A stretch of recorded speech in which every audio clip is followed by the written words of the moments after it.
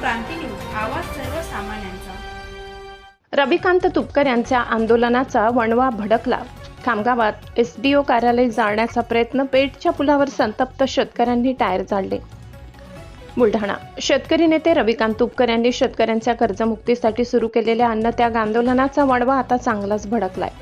ठिकठिकाणी शेतकरी रस्त्यावर उतरून फसव्या कर्जमाफीचा GR जाळत आहेत। काही ठिकाणी मुख्यमंत्री देवेंद्र फडणवीस यांचा पुतळा जाळल्याच्या घटना समोर आल्या आहेत। रात्री किनगाव जट्टू येथे बस पेटवल्याची घटना ताजी असताना आता खामगाव येथे उपविभागीय अधिकारी कार्यालय जाळण्याचा प्रयत्न झाल्याची बातमी समोर येत आहे। मध्यरात्री 2 ते 2:30 वाजेच्या सुमारास अज्ञात आंदोलकांनी उपविभागीय अधिकारी कार्यालय पेटवण्याचा प्रयत्न केला।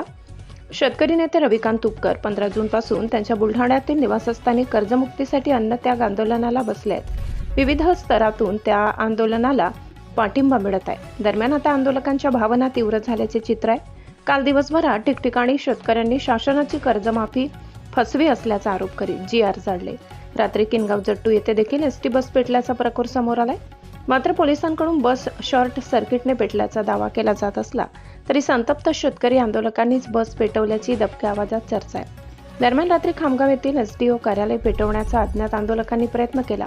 शेतकऱ्यांची कर्जमुक्ती झालीच पाहिजे असे फलक झळकावून कार्यालय पेटवण्याचा प्रयत्न झाल्याची माहिती हाती आली आहे। दुसरीकडे चिखली खामगाव रस्त्यावरील पेठ येथील पुलावर रात्रीच्या सुमारास संतप्त शेतकरी आंदोलकांनी भर रस्त्यावर टायर पेटवून दिल्याची माहिती मिळत आहे। त्यामुळे काही काळ वाहतूक कोंडी झाली होती।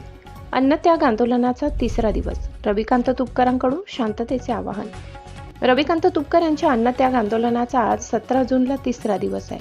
आंदोलनाला विविध स्तरातून मिळत असलेले जनसमर्थन पाहता आंदोलकांच्या भावना तीव्र झाल्याचे संकेत मिळत आहेत। रविकांत तुपकर यांनी अन्नाचा कणही घेतलेला नाही, त्यामुळे त्यांची प्रकृती खालावत जात आहे। ठिकठिकाणी हिंसक घटना समोर येत असताना रविकांत तुपकर यांनी शेतकऱ्यांना शांततेने आणि संयमाने भावना व्यक्त करण्याचे आवाहन केले आहे।